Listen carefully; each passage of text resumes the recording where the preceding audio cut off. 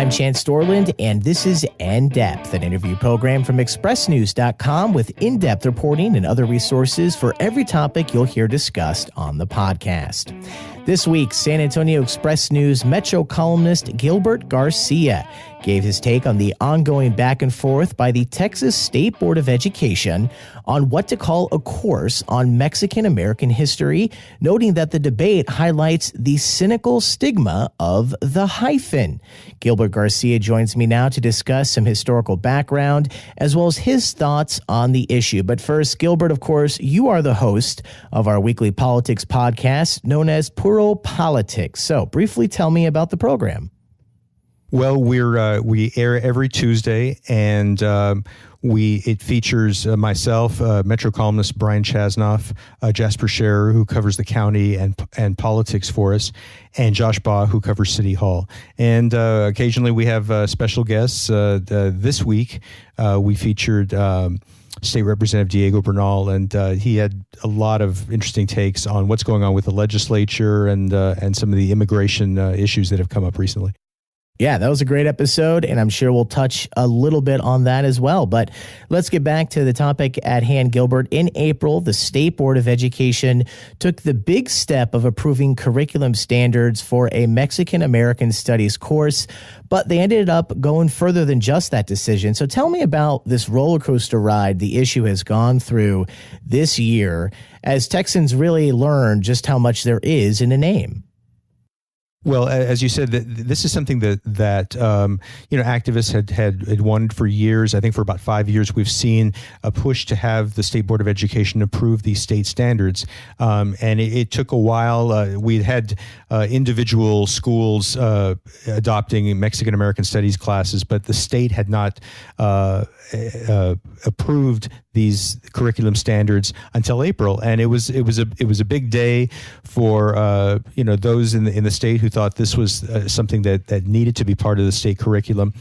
But where the controversy came in was you had a board member, David Bradley, who's a Republican from Beaumont, saying that he didn't want the class to be called Mexican-American Studies, so he was able to, with the support of some of his fellow Republicans on the board, got the board to approve a name which was Ethnic Studies, an overview of Americans of Mexican descent. And the argument that he made was that, quote unquote, hyphen Americanism, he found it to be divisive. And so we saw a lot of protest about that over the past 2 months. And last Wednesday, the board reversed itself on this and decided to call it Ethnic Studies, Mexican-American Studies. They did not include a hyphen, and so he went along with it with the name as long as it didn't have a hyphen. And I just thought it was an interesting. This controversy was an interesting way of looking at what the hyphen has represented and how it's been talked about in American history, because it really has been something that has been a source of controversy over the years. Yeah, it's not really something I think most people think about in their daily, lives. Exactly. But as we're talking here, and as you noted about earlier in the week, back in September of 1915, even President Theodore Roosevelt was talking about hyphenated Americans for Metropolitan Magazine, I believe. So tell me about that. That's right. Now, at this point, he was a former president, and he was really pushing hard for the United States to enter World War I.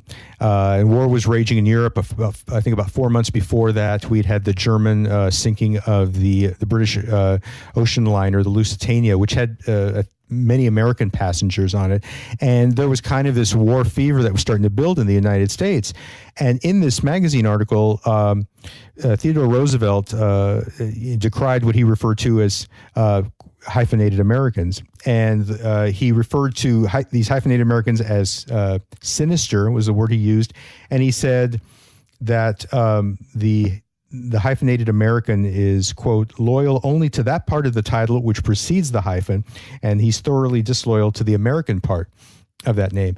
And this was something that came up a lot. German Americans were really kind of persecuted during that period because they were seen as, many German Americans were, reluctant to go to war, understandably, to have the United States go to war with the country that that their families had come from. But this was interpreted by some, including Theodore Roosevelt, as an act of disloyalty or divided loyalty. And so the term hyphenated American, I think it preceded Theodore Roosevelt, but it really came into vogue during that period. And it came up again in World War II with Japanese Americans and as well as German Americans. And I think we all know about the fact that we had more than 120,000 Japanese Americans interned in camps during World War II. And it was, I think what I found was that, we've seen in wartime, German Americans and Japanese Americans have been subjected to this, I guess, questions about their loyalty and the issue of them being quote unquote hyphenated Americans. But I think that term has been applied to Mexican Americans pretty consistently, even in peacetime. And I found in 2006, there was one moment that really stood out for me was I was covering the state Republican convention, which was here in San Antonio, and the then chairman of the Texas Republican Party was talking about immigration and so on, not specifically referring to illegal immigration, but just talking about immigration in general. And it was clear that she was kind of taking a shot at Mexican immigrants and saying, over the course of our history, we've had people come here and they have adapted to our culture and they've learned the language. And people started cheering, and the obvious message was that Mexican Americans were not learning the language, that they were refusing to assimilate into American culture. And so I think that what David Bradley was getting at here was, the issue of whether there's a hyphen or not. I think for many Mexican Americans, I feel this way, and I think many of the people I've talked to feel this way. It's not really a big deal to me whether there's a hyphen in the term Mexican American or not. But I think for David Bradley and others, I think the question whether there's a hyphen or not, I think the issue comes into play when you see Mexican in front of American, and there are questions that are raised about how patriotic or how loyal Mexican Americans are to the United States. And I think this has been, it's been a sore subject for many Mexican Americans over the years, because it's been understood that there is that kind of question about loyalty. And so that being the case, and you obviously have talked about your own experience a bit there as well, this was back in September of 1915. Now we have this Mexican American Studies course that the name reversal has taken place, but without the hyphen. That's now the third version, as you've already mentioned. What's happened in that time since September of 1915? Has this just gone back and forth? Because, as you mentioned, some Mexican Americans and other, insert whatever it is, hyphen American, that you mentioned that a lot of them might not even care about the hyphen. I don't even think I noticed the hyphen, and if it wasn't there and if it hadn't been there, I'm not sure that I would have known that even meant anything. And I'm not ashamed to admit that, because it's not important to me. It's not important to my generation, I don't think.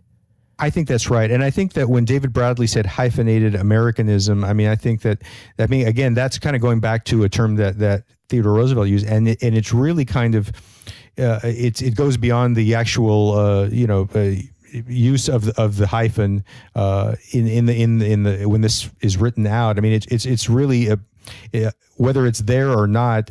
I think that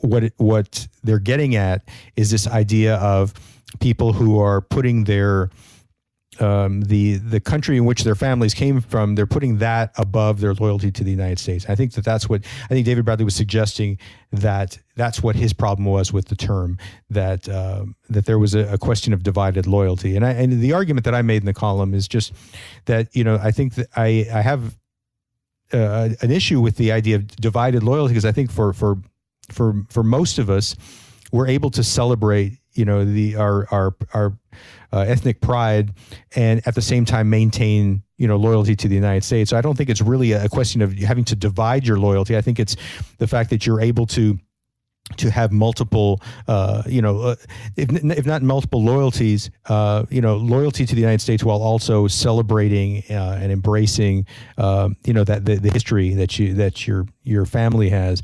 But I think this is where we just have conflict in sometimes in our society, because I think it's again, a term like Mexican American is perceived one way by Mexican Americans and maybe perceived another way by some others. And so that all being the case, this issue of the way that this class is going to be branded, it's back almost to the original form, and it's currently a form that I think many people are much happier with, but it doesn't have that hyphen. Is this something that people are going to push, or might people just be happy that they've gotten this far? I think for the most part, people are happy about how this thing was resolved. I think this is, as people have pointed out, I mean, the individual schools have discretion as far as what they want to call it when they have these classes. But I think that most people are pretty satisfied with what happened. And I think, again, a lot of this is symbolism. Just the fact that it was named what it was named in April, I think to some people it was seen as kind of a slap in the face. We're gonna approve this class, but we don't really approve of the of calling it what you want us to call it, or recognizing the term Mexican American. And I think that with the fact that they've reversed themselves on this, I think is a positive step, and I think has pretty much addressed what people were protesting about. And correct me if I'm wrong, Gilbert, aren't there other ethnic classes or however you want to label a class like this, covering different nationalities, different ethnicities, that literally are like a rubber stamp where you just plug and play the words? So the changes they made to this actually were different than these other classes. That's right, and I think that, I mean, the hope is that by opening the door to Mexican American studies as a state approved curriculum, that it will open the door to more of these kinds of classes, where we will in this state we will see schools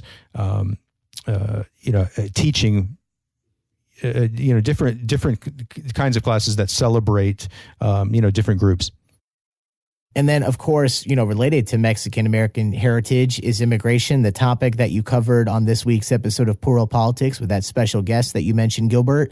There's been a lot of, development probably today, let alone the last week. I want to get your thoughts on this week's developments, the ongoing saga, the Trump administration reversing that separation policy. But now all the talk is, what do you do with these hundreds of kids that have been taken from their families? There's the whole issue of the people who are making money off this. All these details are coming out now. What are your thoughts on this topic? It's a very complex issue. And I think that, one of the things that it has been frustrating to watch has been the fact that the Trump administration announced the policy in April, and then when it became controversial, suggested that this was this was something, a congressional law that only Congress could fix and couldn't be addressed by the president. And then the president, and at the Director of Homeland Security, Secretary of Homeland Security,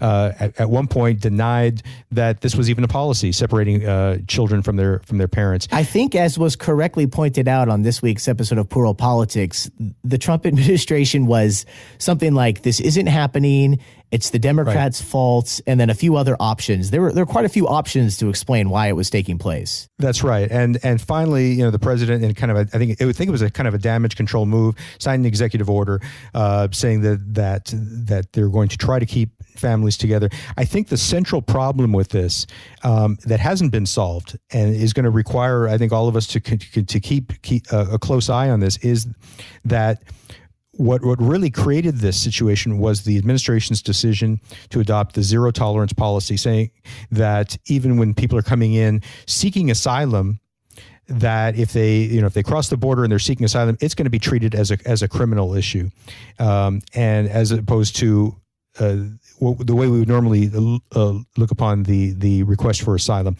So when it's treated that way, and adults are detained as criminals, you're really limited as far as keeping children with them. And we have, there is a rule that states that children in these situations cannot be detained with their parents for more than 20 days.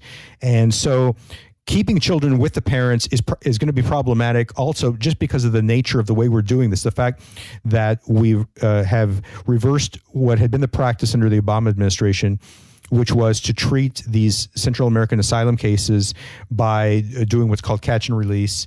And this is something that was done under the Bush administration as well, the George W. Bush administration, which was that they would be, if you had families coming over seeking asylum, they would be processed, they would be released, and then they would come back for a hearing to deal with the asylum case.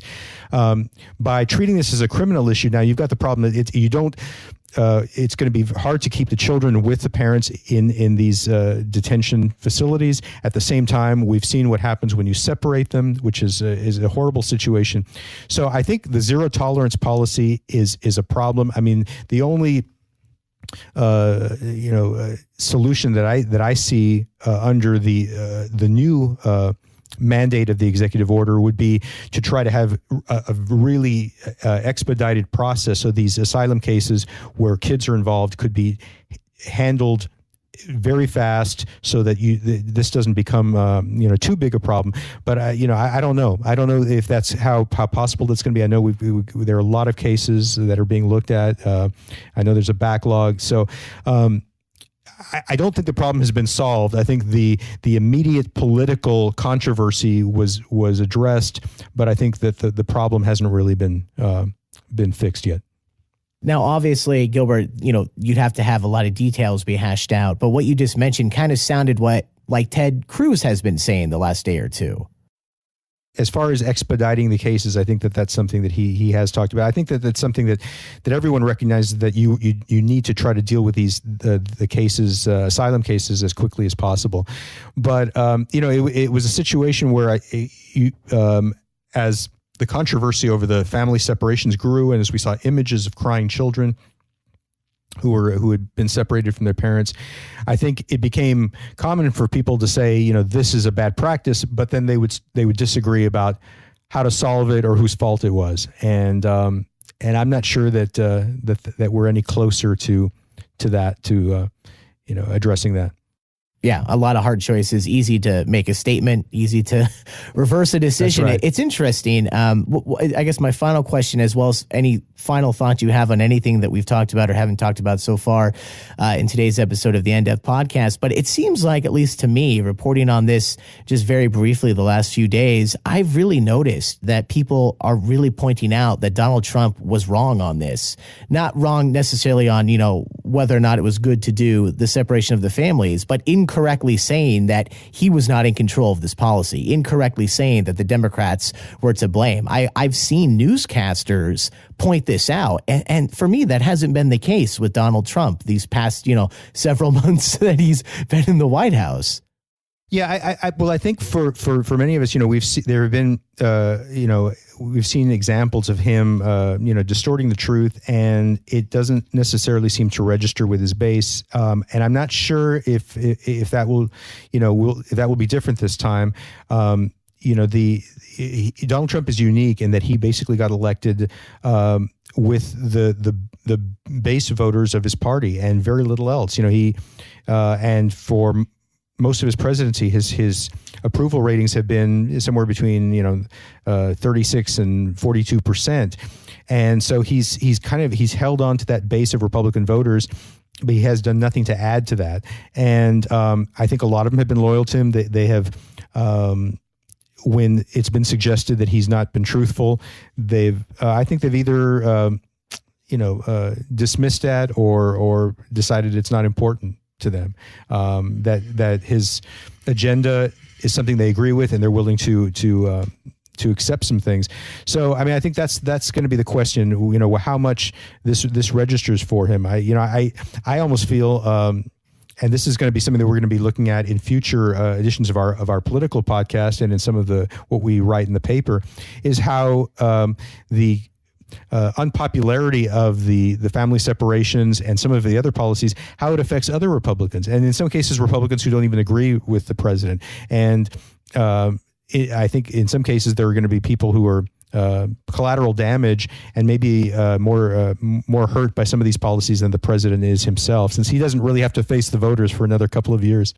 Yeah, and that's another great point. I'm glad you mentioned that here at the end. Not only have I really been noticing that people in the news, specifically here on the family separation issue, have been calling out where the president was objectively wrong in a lot of ways. Other Republicans have really gotten involved with this, both people supporting and both people saying, people have been leaving the party. People have been really getting up in arms about this entire situation. That's right. And as we speak, I'm currently in the process of working on a column about Will Hurd, who represents a Texas district which has about 800 miles of border territory, runs from South San Antonio to El Paso County. And his district is a really close swing district. He has to, he has to deal with the fact that these policies are not popular in his district. And so he has been probably out front, more critical of Trump on the family separation issue than any other Republican. And Will Hurd actually went out to the tent city shelter in Tornillo last Friday and was very critical of it and said, he described it as using kids as a deterrent. In other words, saying that the Trump administration was basically trying to scare off other asylum seekers from Central America by saying, see, if you come and bring your kids, they're going to get separated from you. And Will Hurd came out, he's a fellow Republican of Donald Trump's, but he came out and said, you don't use children as a deterrent. So he has been very critical. At the same time, and this is something I'm going to write about, even though he separated himself from the president pretty forcefully, there is still the possibility that he will face some political blowback with voters November, just because he happens to be a Republican like Donald Trump. Yeah, and it's really become Trump is the party in a lot of ways at this point, which wasn't the case in the past. And that's been a change that's right. Yeah, people have seen the consequences of that. We talk about on our podcast a bit, and I think it's something we're going to examine more. But, this was the party of Ronald Reagan for nearly 40 years. And I think we've seen a real shift. Even as recently as a few years ago, if you were going to run for president and you were a Republican, you had to name drop Reagan a lot, to show that you were, kind of trying to carry on his legacy. Yeah. And I think Ted Cruz was still trying to do it in 2016, but there's been a turn now, and the party belongs to Trump, and it's not looking back. Excellent. Well, San Antonio Express News Metro columnist Gilbert Garcia, thank you for joining me. Of course, originally started talking about this now missing hyphen from the Mexican American history course that's been approved by the Texas State Board of Education, but really, going from there to these really pressing issues that we're still getting developments on now. I'm sure I'm going to check the news and it's going to be some big development in the half an hour that we've been talking. Right. So thank you, Gilbert, for joining me. And of course, check out his Puro Politics podcast that's available at expressnews.com/podcast. That's a lot of P's. Great to talk with you, Gilbert. Thank you.